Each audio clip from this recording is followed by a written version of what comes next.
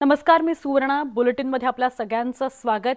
दिवसभरातल्या महत्त्वाच्या घडामोडी या बुलेटिनमध्ये आपण बघणार आहोत आणि कोकणातून सुरुवातीला बातमी बघणार आहोत. अर्थात सिंधुदुर्ग जिल्हा बँकेसंदर्भातली बातमी. सिंधुदुर्ग जिल्हा बँकेवर विजय मिळवल्यानंतर केंद्रीय मंत्री नारायण राणे कणकवलीमध्ये दाखल झाले. यावेळी पत्रकार परिषद घेऊन त्यांनी विरोधकांवर टीका केलेली आहे. आता गड जिंकलाय, भविष्यात महाराष्ट्रही जिंकू असं नारायण राणे कणकवलीत म्हणाले.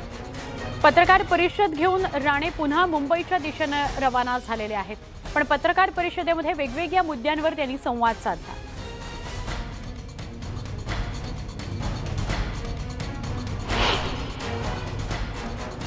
ही सत्ता माझी नाहीये, भारतीय जनता पक्षाची सत्ता आलेली आहे. मी या जिल्ह्यातील देवदेवता आणि जनता यांच्या आशीर्वादामुळे ही सत्ता आली आहे. त्याचप्रमाणे माझे सर्व कार्यकर्ते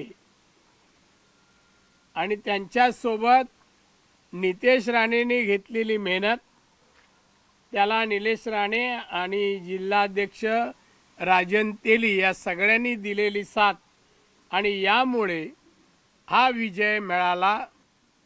हा विजय मिळवताना अकलेचा वापर झाला आणि अक्कल ज्यांना आहे त्यांच्या ताब्यात जिल्हा बँक आमच्या देवदेवतांनी दिलेली आहे.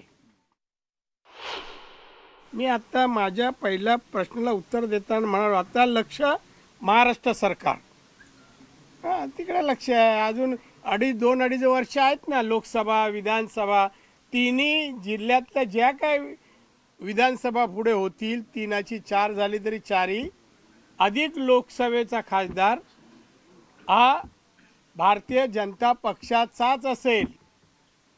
नको असलेली, ज्यांचे चेहरे पावत नाही अशा लोकांना लोकप्रतिनिधी पद आमचा जिल्हा ठेवणार नाही.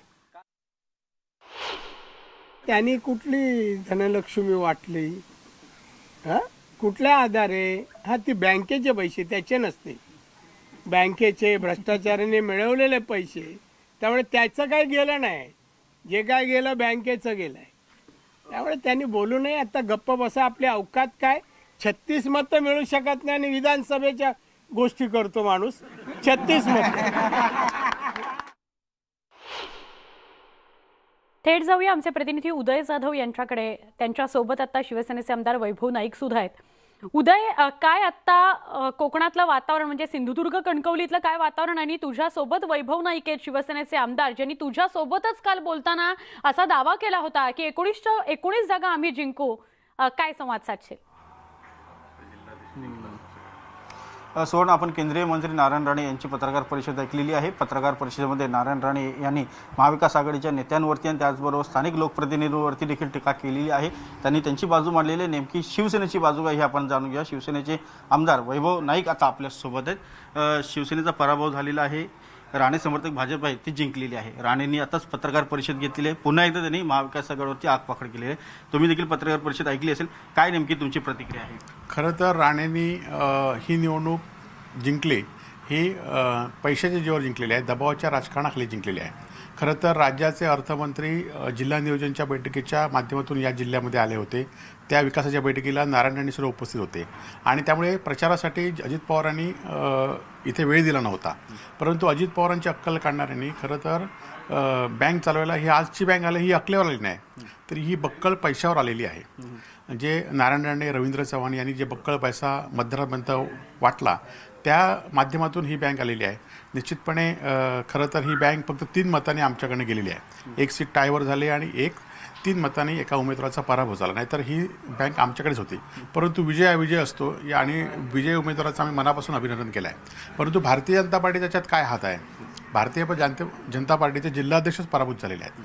भारतीय जनता पार्टीचे किती कार्यकर्ते निष्ठावंत या ठिकाणी निवडून आलेत याचा विचार भारतीय जनता पार्टीने केला पाहिजे आणि ते करतील.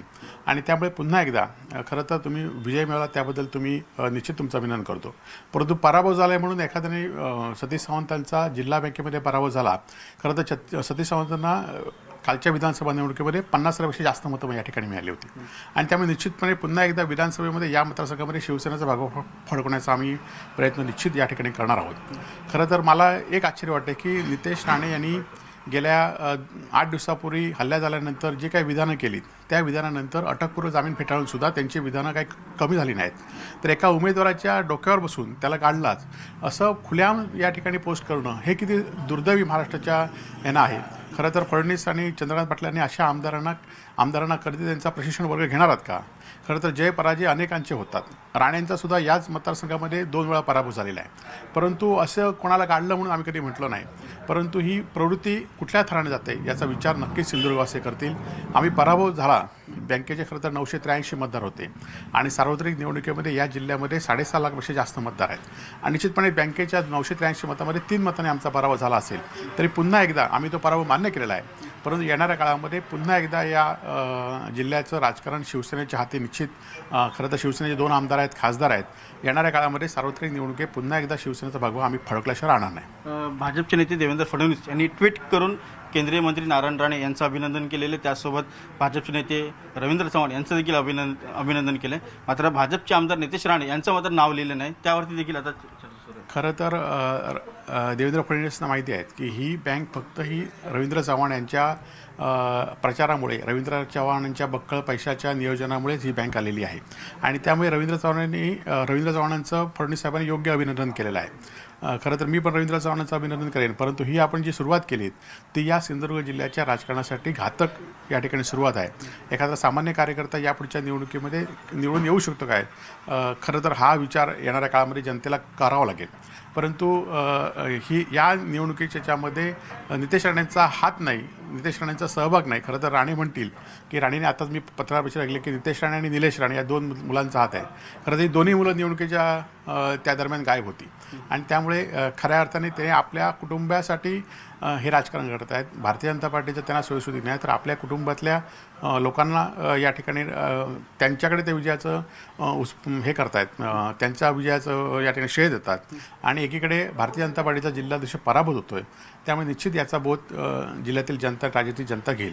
नारायण राणे यांच्या पत्रकार परिषदेमध्ये संजना सावंत यांनी एक फोन लावला आणि तो फोन घोट्या सावंत यांच्याशी स्वतः राणे बोलले अशी चर्चा जी आहे ती सुरू झालेली आहे. तुमचं काय? आपण पण पत्रकार परिषदेत म्हटलं असाल की राणे म्हणजे राणेंनी काल तर खुलेआम सांगितलं की मला नितेश राणे कुठे आहे ते माहिती आहे आणि आज आपण बघितलं असेल की गोट्या सावंतशी सुद्धा दूरध्वनीवरून चर्चा झाली. हे आपण पत्रकार परिषदेत आम्ही सुद्धा बघितलं, आपण सुद्धा बघितलं.